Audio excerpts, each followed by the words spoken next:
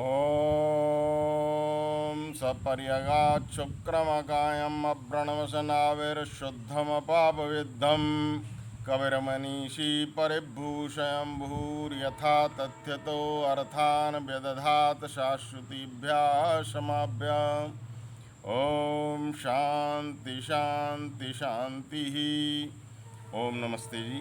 वैदिक संस्कृति चैनल पर आप सभी का स्वागत है। आर्य समाज के नियमों की चर्चा चल रही थी। उसमें पहले नियम में ये बताया था कि सबका आदि मूल परमेश्वर है। अब दूसरा नियम है, इसमें बताया गया कि वो ईश्वर कैसा है। तो इसमें ईश्वर का जो सबसे पहला गुण आता है कि उसकी सत्ता है। इसकी चर्चा प्रारंभ करने से पहले एक ईश्वर महिमा का भजन लेंगे जो प्रोफेसर राजेंद्र जी जिज्ञासु, जो कि आर्य समाज के वर्तमान में बहुत बड़े चोटी के विद्वान हैं, उनकी रचना है। यदि आप ध्यान से सुनेंगे तो ईश्वर की सत्ता के विषय में बहुत कुछ इस रचना में भी सिद्ध हो जाएगा। सारा जहान प्यारे तेरा निशान प्यारा। पूरा संसार परमपिता परमात्मा का ही निशान है। सारा जहान प्यारे तेरा निशान प्यारा। माता पिता सखा तू बंधो भी तू हमारा। हैरान कर रही है रचना तुम्हारी न्यारी। प्यारी कला तुम्हारी यह देव सृष्टि सारी। झरनों की देवधारा देती पता तुम्हारा। नालों का साफ पानी ऊधम मचा रहा है। नालों का साफ पानी ऊधम मचा रहा है। शक्ति तुम्हीं से पाकर पत्थर बहा रहा है। वायु में वेग तेरा बल जल में है तुम्हारा। वायु में वेग तेरा बल जल में है तुम्हारा। आकाश का पड़ोसी पर्वत शिखर सुहाना। नदियों का नाद दैवी कल कल ये जल तराना। गा गीत मीत तुझको लहरों ने है पुकारा। सारा जहान प्यारे तेरा निशान प्यारा। भू पर विभू बिछाया क्या घास का बिछौना। भू पर विभू बिछाया क्या घास का बिछौना। नदियों का नाद दैवी कल कल ये जल तराना। हिम आ रही है गिर से यह देखने नजारा। भू पर विभू बिछाया क्या घास का बिछौना। नदियों का नाद दैवी कल कल ये जल तराना। हिम आ रही है गिर से यह देखने नजारा। सारा जहान प्यारे तेरा निशान प्यारा। जड़ में ये चेतना का फूंका है प्राण तूने। इन कूदते जलों में डाली है जान तूने। जड़ में ये चेतना का फूंका है प्राण तूने। इन कूदते जलों में डाली है जान तूने। भानु की रश्मियों में तेरा है तेज सारा, सारा जहान प्यारे, तेरा निशान प्यारा। माता पिता सखा तू, बंधु भी तू हमारा। हैरान कर रही है रचना तुम्हारी न्यारी, प्यारी कला तुम्हारी यह देव सृष्टि सारी। तो इस भजन में ये बताया गया कि परमपिता परमात्मा की रचना से ही उसके अस्तित्व का बोध हो जाता है। अब आइए आर्य समाज के दूसरे नियम को देखते हैं। दूसरे नियम में ऋषि दयानंद ने ईश्वर के गुणों के विषय में बताया है। देखिए, ये ऋषि दयानंद ने जो घर छोड़ा था उसका उद्देश्य था ईश्वर की खोज। आपने बहुत से महापुरुष देखे होंगे, किसी ने किसी कारण से छोड़ दिया, दूसरे ने किसी की पत्नी ने फटकारा तो उसने घर छोड़ दिया, गोस्वामी तुलसीदास ने। इसी तरह से किसी को किसी अन्य कारण से वैराग्य हुआ, लेकिन ऋषि दयानंद को शिवरात्रि की घटना से जो वैराग्य हुआ था उसमें उन्होंने उनके जीवन में जो उद्देश्य उन्होंने बनाया था कि सच्चे शिव की खोज करनी है। तो इसके लिए उन्होंने जीवन के प्रारंभिक जो समय था बहुत समय ईश्वर की खोज में लगाया था, और फिर सच्चे ईश्वर की प्राप्ति करके उसका जो स्वरूप है वो हम सबके समक्ष रख दिया। ऋषि दयानंद ने आर्य समाज को जो दूसरा नियम बनाया, इसमें ईश्वर के 22 गुणों का वर्णन है। सत्यात प्रकाश उठा करके देखेंगे तो पहले समुल्लास में ईश्वर के 100 नामों की व्याख्या है। ईश्वर के गुण तो अनंत हैं, नाम भी इसलिए अनंत हैं। हरे अनंत हरि कथा अनंता, कहें सुने बहुविध सब संता। तो परमपिता परमात्मा के अनंत गुण होने के कारण उनके अनंत नाम हैं, लेकिन उनमें से कुछ विशेष चुने हुए गुण ऋषि दयानंद ने हम सबके समक्ष रखे हैं ईश्वर के। वो ईश्वर के जो गुण हैं वो आर्य समाज के दूसरे नियम में आते हैं। ऋषि कहते हैं, ईश्वर सच्चिदानंद स्वरूप, निराकार सर्वशक्तिमान, न्यायकारी दयालु अजन्मा, अनंत निर्विकार अनादि अनुपम, सर्वाधार सर्वेश्वर, सर्वव्यापक सर्वंतर्यामी, अजर अमर अभय, नित्य पवित्र और सृष्टि करता है, उसी की उपासना करनी योग्य है। ये आर्य समाज का दूसरा नियम है। इन गुणों को यदि आप गिनेंगे तो 22 गुण होते हैं। एक एक गुण की चर्चा करेंगे, इसलिए आप लोग इस चैनल से जुड़े रहें और इस नियम की पूरी व्याख्या सुने। तो पहला नियम है पहला जो गुण बताया है वो ईश्वर सच्चिदानंद स्वरूप है। ईश्वर सत भी है, चित भी है और आनंद स्वरूप भी है। तो इसमें केवल जो सत है उसके विषय में आज चर्चा करेंगे। ईश्वर के 3 गुण जो बताए, इसमें ईश्वर सच्चिदानंद स्वरूप, उनमें से जो सत यानी जिसकी सत्ता है, जिसका अस्तित्व है, जिसका अस्तित्व होता है उसको सत कहा जाता है। तो जैसा अभी हम भजन में सुन रहे थे कि ईश्वर की रचना जो देख करके ही उसके अस्तित्व का बोध हो जाता है। आप इस ब्रह्मांड की रचना देखो, अपने शरीर की रचना देखो। शरीर की रचना कितनी विचित्र है। शरीर की रचना को हम और आप जान नहीं सकते। डॉक्टर लोग डॉक्टरी पढ़ने के पश्चात भी उसको पूरी तरह से नहीं जान पाते।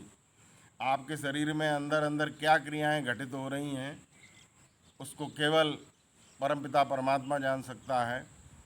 आप शरीर में निवास करते हुए भी शरीर के अंदर क्या हो रहा है उसको नहीं जान सकते, क्योंकि हम और आप अल्पज्ञ हैं और एकदेशी हैं। परमपिता परमात्मा सर्वज्ञ है और सर्वदेशी है। उसकी सत्ता के विषय में यदि जानना है तो देखिए किस तरह से माँ के गर्भ में बच्चे का विकास होता है। उस विकास को न तो माँ जानती है न उसके पिता जानते हैं, और किस तरह से शरीर की रचना होती है। शरीर के विषय में देखो, इसमें कहाँ कहाँ पर ये जोड़ बनाए, ये हाथ बड़े आसानी से मुड़ जाता है। मान लीजिए यहाँ पर ये जोड़ नहीं होता और आप भोजन करते तो कैसे मुख तक पहुंचता। ये रचना जो है एक बुद्धिपूर्वक रचना है। हाथ की उंगलियां जितनी मोड़ना चाहो उतनी मुड़ जाती हैं, पैर मुड़ जाते हैं। इसी तरह से जितने जीव जंतु हैं उनके विषय में आप देखो, ऊँट है, बैठना चाहे जिस करवट पर बैठ जाता है। लोग कहते हैं कि ऊँट पता नहीं किस करवट बैठेगा।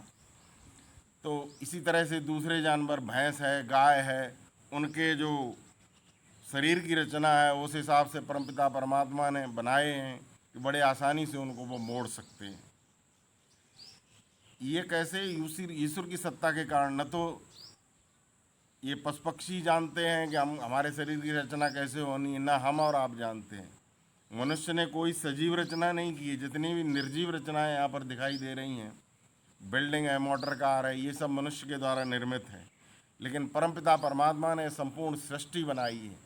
सृष्टि को देख करके उसके अस्तित्व का बोध होता है। ऋषि दयानंद कहते हैं उस परमपिता परमात्मा की सत्ता है। सत्ता यानी उसका अस्तित्व है। पहला अस्तित्व उसी का है। तीन पदार्थ तो नित्य हैं, ईश्वर, जीव और प्रकृति। लेकिन जीवात्मा और प्रकृति को भी ईश्वर की सत्ता के कारण ही हम जान पाते हैं। जब इस शरीर में आते हैं तभी हम समझ पाते हैं कि क्या ईश्वर है और क्या जीव है और क्या प्रकृति है। शरीर देखिए, ईश्वर का बनाया हुआ कितना अच्छा मंदिर है जिसके अंदर उस परमपिता परमात्मा के दर्शन हो सकते हैं। इसलिए ऋषि दयानंद कहते हैं उसी की उपासना करनी योग्य है। किसकी? जिसमें ये 22 गुण हैं। तो ईश्वर जो है वो, उसकी रचना जो है, इस ब्रह्मांड की रचना को देख करके भी हम उसकी रचना को का बोध होता है। कितने अनंत तारे, अनंत आकाश गंगाएं आकाश में ऐसे घूमती हैं जैसे पक्षी उड़ते हैं। ये न देवरुग्रा पृथ्वीम च दणा ये न स्वस्थवितम ये ना कहा यो अंतरिक्षे रजसो विमाना कस्मई देवाय हविषा विदेम। वो आकाश में सब लोकांतरों को ऐसे भ्रमण कराता है जैसे आकाश में पक्षी उड़ते हैं। हम लोग उस परमपिता परमात्मा की विशेष भक्ति किया करें, ऐसा वेद मंत्रों में उपदेश आया है। तो इस ब्रह्मांड की रचना देखो,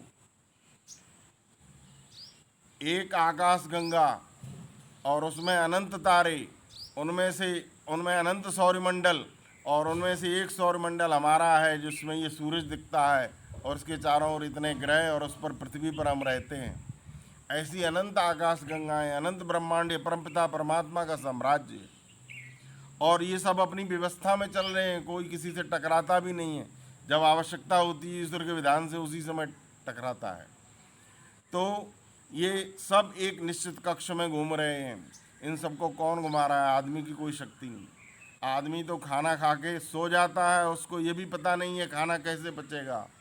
ईश्वर की व्यवस्था से शरीर के अंदर आप तो खाना खा के रात को सो गए, और वो खाना जो है किस तरीके से आपके शरीर को पुष्ट करता है, शरीर के किन किन अंगों में जाता है, किस तरीके से हमारे शरीर का पोषण करता है, ये ईश्वर की सत्ता के कारण हो रहा है। सर्वव्यापक वो परमपिता परमात्मा हमारे शरीर में भी विद्यमान है, और जिस वस्तु की जहाँ आवश्यकता है वहाँ उसको हमें पहुँचाता है।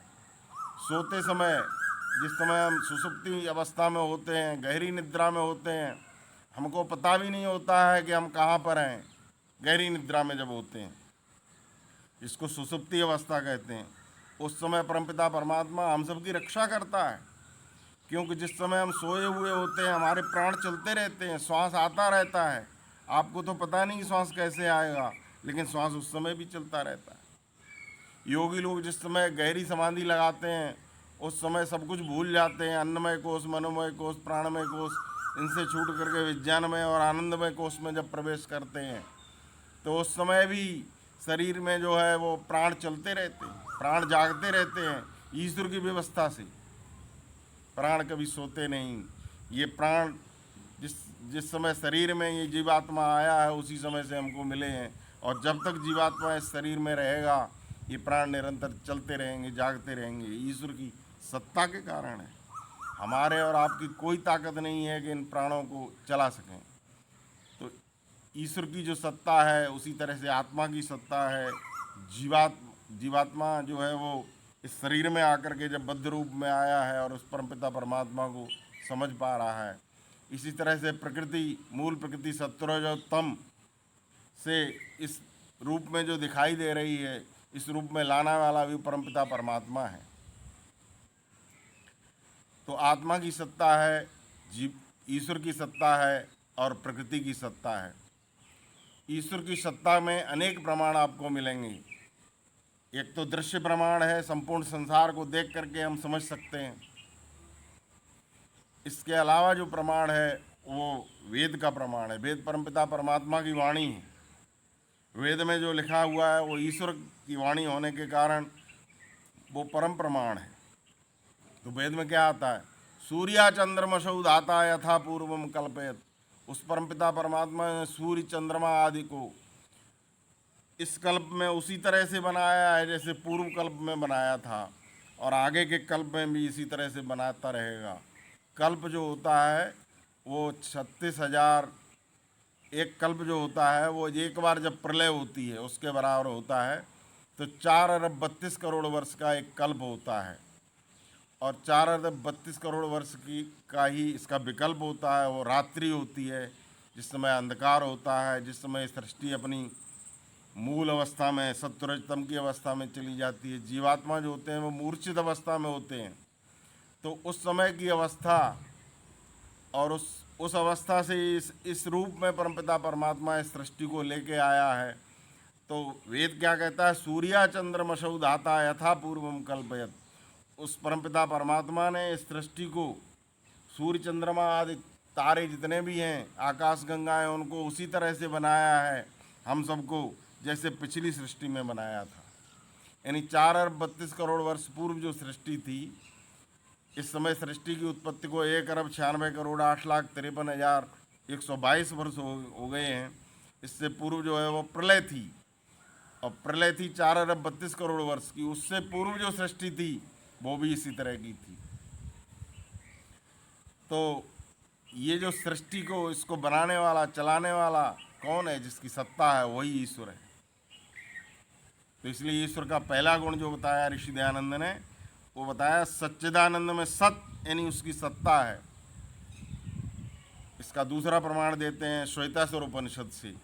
श्वेतासुर उपनिषद में जो प्रारंभिक मंत्र हैं उनका पद्यानुवाद सुनिए आप ध्यान से, तो ईश्वर की सत्ता के विषय में आभास हो जाएगा। स्वामी सत्यप्रकाश जी जो आर्य समाज के बहुत बड़े वैज्ञानिक हुए हैं, बहुत बड़े सन्यासी थे, पंडित गंगा प्रसाद उपाध्याय के सुपुत्र, उन्होंने श्वेतासुर उपनिषद का जो पद्यानुवाद किया है उसकी कुछ पंक्तियां आपको बताते हैं कि ज्ञानी जन के प्रश्न भले ये कारण ब्रह्म आए कौन। ज्ञानी जन के प्रश्न भले ये कारण ब्रह्म आए कौन। जगत रचाए किसने अद्भुत जीवित किससे जगती मौन। ये ईश्वर निराकार होते हुए भी सृष्टि को चला रहा है। ज्ञानी जन के प्रश्न भले ये कारण ब्रह्म है कौन। जगत रचाए किसने अद्भुत जीवित किससे जगती मौन। कैसे हैं सब कार्य प्रतिष्ठित सुख दुख देता कौन अपार। ये सुख दुख आते हैं, नहीं चाहते हुए भी आते हैं व्यक्ति के पास, जन्म जन्मांतर के कर्मों का जो भोग है। तो ये किसकी व्यवस्था से आ रहा है? ईश्वर की सत्ता के कारण आ रहा है। ईश्वर के जो है वो 5 काम प्रमुख हैं। एक तो सृष्टि की उत्पत्ति करना, सृष्टि का पालन करना, धारण करना और सृष्टि का संहार करना, आदि सृष्टि में वेदों का ज्ञान देना और कर्म फल व्यवस्था कर्मों के अनुसार फल देना। तो ज्ञानी जन के प्रश्न भले ये कारण ब्रह्म है कौन। जगत रचाए किसने अद्भुत जीवित किससे जगती मौन। कैसे हैं सब कार्य प्रतिष्ठित सुख दुख देता कौन अपार। किसके नियमों से प्रेरित है न्याय दया का है ये प्रस्तार। ये न्याय दया का संसार, ये संसार किसके नियमों से चल रहा है? किसके नियमों से हवाएं चल रही हैं? किसके नियमों से प्रलय आ रही है? किसके नियमों से जन्म हो रहा है? किसके नियमों से मृत्यु हो रही है? किसके नियमों से प्रेरित है न्याय दया का ये प्रस्तार। फिर आगे उत्तर है इसका। कारण इसका काल नहीं है, कारण इसका नहीं स्वभाव। कुछ लोग कहते हैं कि काल समय ऐसा कराता है, समय सब कुछ कराता है। ऐसा नहीं, ईश्वर की व्यवस्था से चल रहा है। काल का निर्माता भी वही है। काल कारण इनका काल नहीं है, कारण इनका नहीं स्वभाव। कुछ लोग कहते हैं अरे स्वभाव से ही प्रकृति, जो प्रकृतिवादी लोग हैं वो कहते हैं कि अपने आप ही सब कुछ हो जाता है, अपने आप बीज बोते हैं पौधा उगता है, इसी तरह से जन्म मृत्यु ये सब चलता रहता है, प्रकृति की व्यवस्था है। लेकिन प्रकृति के नियमों को बनाने वाला कौन है, नियमों के नियामक कौन है? उसी का नाम तो ईश्वर है। तो वैज्ञानिक लोग भी नियम को मानते हैं, लेकिन नियम अपने आप नहीं बनता, नियम जिसने बनाया है उसी का नाम ईश्वर है, उसकी सत्ता है। तो कारण इनका काल नहीं है, कारण इनका नहीं स्वभाव। स्वभाव से नहीं होता, स्वभाव से होता तो बीज से वृक्ष बन करके ही क्यों रुक गया? वृक्ष बनने के पश्चात उसकी लकड़ी से जो फर्नीचर बनता था, मेज कुर्सी बननी थी, वो भी बननी चाहिए थी, वो तो और भी सरल थी, वहीं तक क्यों रुक गई? क्योंकि वो ईश्वर की व्यवस्था वहीं तक है, इसके आगे का काम जीव का है। तो कारण इनका काल नहीं है, कारण इनका नहीं स्वभाव। भाग्य नहीं कुछ कर सकता है, आकस्मिक का है यहाँ भाव। कुछ लोग कहते हैं भाग्य से हो रहा है। भाग्य क्या है? कर्म जो किए हुए हैं उससे जो प्रारब्ध बनता है वही तो भाग्य है। लेकिन जो पुरुषार्थ है वो भाग्य से बड़ा है, इसलिए पुरुषार्थ जो है वो भाग्य से, प्रारब्ध से बड़ा होता है। हमें निरंतर पुरुषार्थ करता ही रहना चाहिए। भाग्य से भी कुछ नहीं होता, केवल ईश्वर की व्यवस्था जो चल रही है, पुरुषार्थ जो व्यक्ति करता है उसके अनुसार, और जो आगे कर्म करता है उसके अनुसार संपूर्ण व्यवस्था चलती है।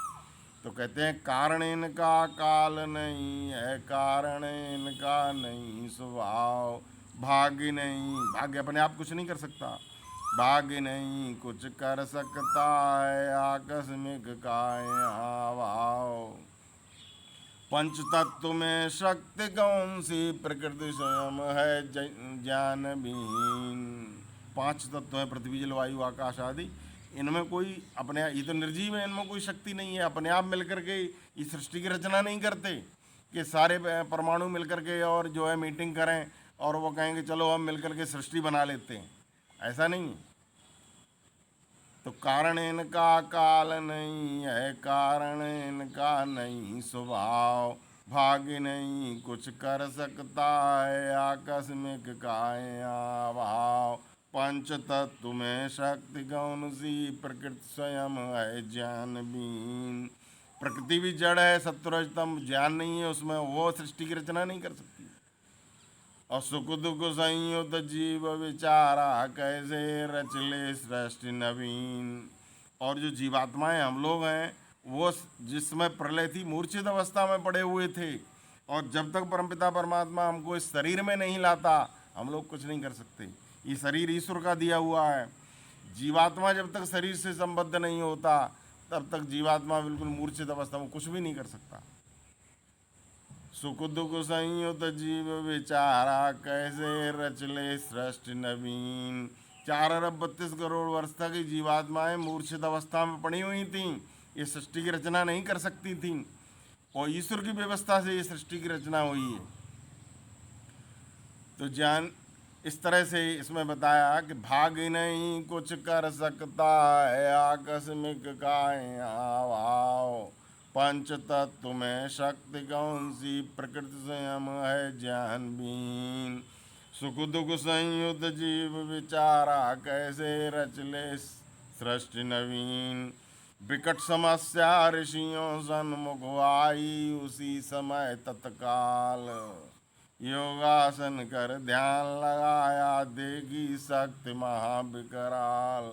तो हमारे जो ऋषि मुनि हुए हैं, उन्होंने जब इन प्रश्नों का उत्तर खोजा तो उन्होंने समाधि लगाई, ध्यान लगाया, समाधि में स्थित हुए, आत्मा के अंदर परमात्मा के दर्शन किए, और उस परमपिता परमात्मा ने जो उसका ज्ञान था वो उनको दिया।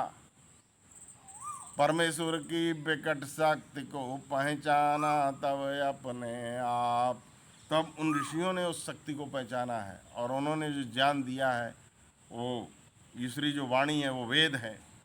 शास्त्र ऋषियों ने जो बाद में बनाए, वेद आदि ग्रंथों को समझने के लिए शास्त्र उपनिषद आदि इन ग्रंथों की रचना हुई। तो कहने का तात्पर्य यह है कि ईश्वर की सत्ता के इस तरह से अनेक प्रमाण मिलते हैं। इसी तरह से आप देखिए, जब हम बीज बोते हैं तो बीज बोते हैं तो ज़मीन में डाल देते हैं, ज़मीन में डाल दिया, बीज होगा, अलग अलग बीज अलग अलग पौधे उगते हैं। अब बीज के अंदर भी ईश्वर की सत्ता है, ज़मीन के अंदर भी ईश्वर की सत्ता है, जिसके कारण आम का बीज बोओगे तो आम का पौधा ही उगेगा। लेकिन हम लोगों ने क्या मान लिया कि आम का बीज बो और अमरूद का पौधा उगे और उस पर जो है वो बबूल के कांटे लगें, तब हम कहेंगे बाबा का चमत्कार। अरे ईश्वर का ये कितना बड़ा चमत्कार है कि उसकी व्यवस्था से एक किसान खेती कर सकता है, आम का बीज बोया जाएगा और आम का ही पौधा उगेगा। ये बहुत बड़ा चमत्कार है। इसी चमत्कार के आधार पर संपूर्ण हमारे देश में, विदेश में, सब जगह अन्य ब्रह्मांड, अन्य ग्रहों उपग्रहों पर भी जहाँ अनुकूल वातावरण है, खेती की जा सकती है। लेकिन आम का बीज बोने पर अमरूद हो गए, इस आधार पर तो धोखा हो जाएगा। आदमी आम खाना चाहता है और उसे पता ही नहीं इसमें क्या उगेगा। तो ये बाबाओं के चमत्कार के कारण भी हम भ्रमित हुए हैं। ईश्वर की सत्ता के विषय में, ईश्वर की जो सत्ता है उस पर हम विश्वास करें। अब देखिए, गुलाब का पौधा होता है, ज़मीन के अंदर कोई रंग नहीं, और फिर भी गुलाब का पौधा जो आप देखते हैं उस पर कितना सुंदर फूल लगता है। गेंदे के अलग अलग फूल होते हैं, इसी तरह से अलग अलग वृक्षों के अलग अलग तरह के पत्ते होते हैं। ज़मीन के अंदर आप खोद करके देखो, कहीं रंग नहीं मिलेंगे, लेकिन फूलों में रंग है। ये सारा किसकी सत्ता से हो रहा है? ईश्वर की सत्ता सब जगह है। ज़मीन में भी है, बीज में भी है, पौधों में भी है, आप में भी है और हम में भी है। ईश्वर की सत्ता के कारण, सर्वव्यापक उसकी सत्ता होने के कारण ये सब कुछ संभव है। इसलिए दादा बस्ती राम जी ने कभी लिखा था कि किए सूरज से चमकते पदार्थ और चमक निराली कहीं नहीं। ईश्वर की चमक अलग से कहीं दिखाई नहीं दे रही, और लेकिन सूरज जैसे चमकते हुए पदार्थ, जिस समय प्रलय थी उस समय ये सब कुछ नष्ट हो गया था, अंधकार था। अंधकार के पश्चात इसको इस रूप में लाने वाला वो परमपिता परमात्मा है। सन्मुख उसके रबिन चमकता, नहीं चमकते तारे चांद, उसी इसके कारण से हैं सदा चमकते ये सब लोग। तो ईश्वर के कारण ये सूरज चमक रहा है। गोस्वामी तुलसीदास जी ने में एक जगह लिखा है, जगत प्रकाश प्रकाशक रामू, संसार प्रकाशमान हो रहा है, प्रकाश देने वाला परमपिता परमात्मा। तो दादा बस्ती राम लिखते हैं कि ये सूरज से चमकते पदार्थ चमक निराली कहीं नहीं, पत्ते पत्ते पर कतरन न्यारी तेरे हाथ कतरनी कहीं नहीं, दे भोजन कीड़ी कुंजर को तेरे चढ़े भंडारे कहीं नहीं। आदमी सोचता है कि हमने बहुत बड़ी दावत कर दी, बहुत लोगों को खाना खिला दिया, लेकिन ईश्वर से उसका कोई मुकाबला नहीं। वो जीव जंतु जो इन घासों के अंदर रहते हैं, उनको भोजन कोई खिलाए तब पता चले वो ईश्वर उनकी व्यवस्था भी कर रहा है। किए सूरज से चमकते पदार्थ चमक निराली कहीं नहीं, और दे भोजन कीड़ी कुंजर को तेरे चढ़े भंडारे कहीं नहीं। दिन रात न्याय में न फर्क पड़े पर लगी कचहरी कहीं नहीं, बरसे जब जल जंगल भर दे आकाश में सागर कहीं नहीं। तो ये सारे जो बातें हैं वो ईश्वर की सत्ता को सिद्ध करती हैं। तो ईश्वर का जो 22 गुण हैं इस आर्य समाज के दूसरे नियम में, ऋषि दयानंद बहुत बड़े आस्तिक थे। 24-24 घंटे तक भी उन्होंने समाधि लगाई है। 18-18 घंटे समाधि लगाया करते थे। 18 घंटे तक तो समाधि लगाए, बहुत लोगों ने उनको देखा है। जिस समय वो समाधि लगाते थे, जो व्यक्ति उनके पास, जो उनके भक्त रहते थे, उनसे कह देते थे कि आज हमको इतने घंटे तक की समाधि में जाना है, तो हमारे आसपास या हमसे बात करने के लिए इतने समय तक कोई आना नहीं चाहिए। इस तरह की व्यवस्था रखते थे। तो ऋषि दयानंद ईश्वर से साक्षात्कार करते थे। एक ही आसन पर 18 घंटे 24 घंटे तक बैठ सकते थे, बैठे रहते थे। और उन्होंने उस ईश्वर से साक्षात्कार करके इस महाभारत काल के पश्चात दोबारा वेद के ज्ञान को हम सबके समक्ष रखा है। आइए हम ईश्वर की सत्ता को समझें। हम लोग ईश्वर की सत्ता से तो बहुत दूर चले गए थे। कैसे ईश्वर की उपासना करनी चाहिए तो भूल ही गए थे, ईश्वर के गुणों को भी भूल गए थे। तो ऋषि दयानंद ने जो पहला गुण ईश्वर का बताया है वो है ईश्वर की सत्ता। दूसरा इसका गुण है वो चेतन है, और फिर आनंद स्वरूप है। इन गुणों की चर्चा अगले अंकों में करेंगे।